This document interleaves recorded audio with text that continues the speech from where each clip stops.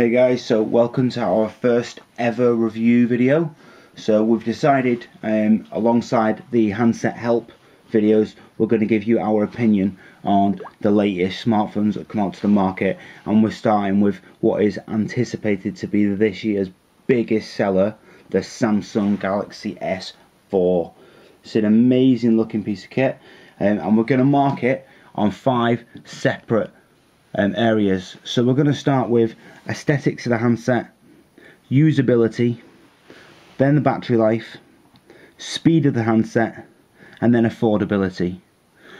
I completely appreciate, before anyone says it, that these reviews are purely based around smartphones, so things like speed of the handset I'm sure you'll find quite useful to know. So starting with this one, what we're going to do is in each section we will mark it a maximum of 2, so total up to a score out of 10. So for aesthetics and how the handset looks and feels, it's a really light handset, so they've made it substantially lighter than what they did with the Samsung Galaxy S3, and they've made the battery even more powerful. So you've gone from a 2400 milliamp battery to a 2600 milliamp battery. Now, so a lot of people are thinking, oh, don't baffle me with jargon. Basically, the amount of milliamps is the amount of power that it's got. So my Samsung Note has a 3100 milliamp battery, clearly because obviously the screen size itself and the things that the handset can do, whereas this one has just a 2600, but it's substantially smaller. It doesn't need to power things like the S Pen, so obviously it's got a little bit less work to do for itself. So that 2600 milliamp battery is absolutely amazing. It lasts longer than any smartphone that I've ever used before, so really impressed with that. Obviously we'll get back to that bit in a second. In terms of the aesthetics itself, what I was thinking of with that section is actually they've made it really light, and it's made out of decent materials. I think there are phones on the market that are made from better materials.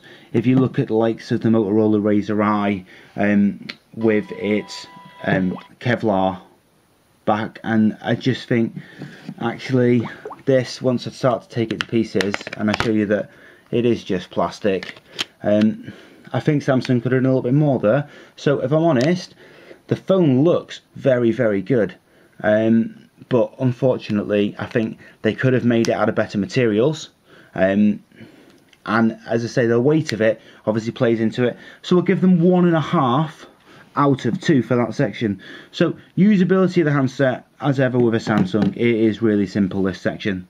So with regards to usability, it is probably the easiest handset you're going to find out there to use. You pick it up, it's a nice big bright screen. If you want to send a text message, but just go into some of the sample text messages that we've got, it's nice, it's bright, it's sharp. If you're new to smartphones, you're not going to struggle with this phone. If you want to take a picture, you go from your lock screen. Actually, I believe you can just slide up as same as before and get straight into the camera. We'll go straight into the camera from here, and just try and show you the dual feature. So there's my face in the picture just over the top. So if I just, real simple to get into, real simple to take a picture, same as most Android handsets, but Samsung in particular invest a lot of time into this. So I'm quite techy when it comes to handsets, and I've picked it up and I've used it straight away, but I can see straight away that I'm not going to have as many questions on this kind of handset as you'd get on the HTC series, for example. So for usability, I think that's an easy 2 out of 2. So the next section is battery life, and obviously we've already touched upon its amazing 2600 milliamp battery. Really impressed with that, and I think Samsung have done a lot in terms of sort of working on that. They've took what they got from the Samsung Note and the Note 2. Obviously they've put a 3100 milliamp battery in and the Note 2 and given it a really good battery life, and then what they've looked at is actually how can we extend this, what can we do with the S4. And this 2600 milliamp battery plus all the other features that they've put in there in terms of saving power have made a massive difference. As I say, this lasts longer than any smartphone that I've ever had, so that's another 2 for them quite easily. So next section is going to be the speed of the handset, and quite simply, if you watch, and I'll just show you through page by page as we flick through, and it's so fast, it's so smooth to go through from one page to another. There's no lag. This one is a demonstration model, so actually these are normally a little bit slower, and even that isn't. But if we just try and load quite a big website, so I'm going to go for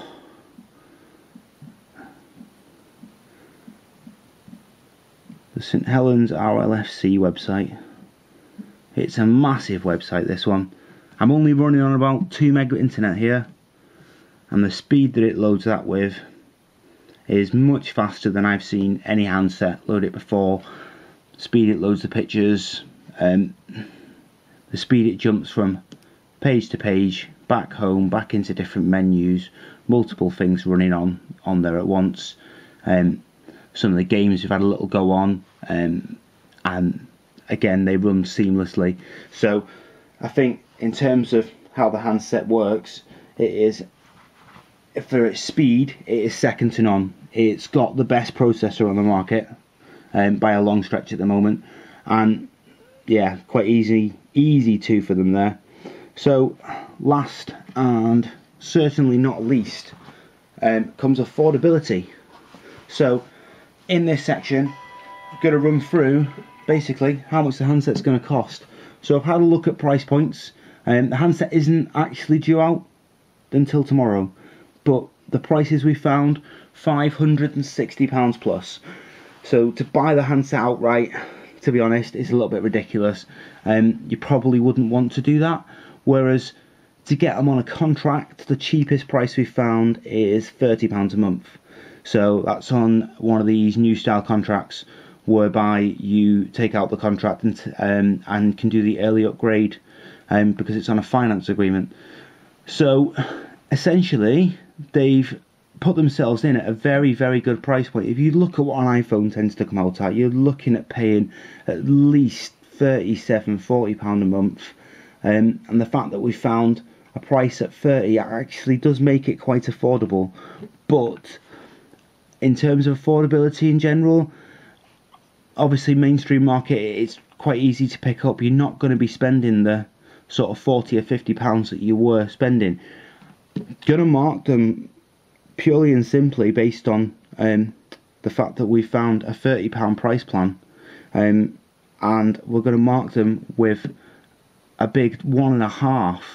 So purely and simply because if you wanted to buy the phone outright, actually £564 is a lot of money, and you're not really going to make that sort of work for you over the space of 2 years. It's more expensive than an iPhone.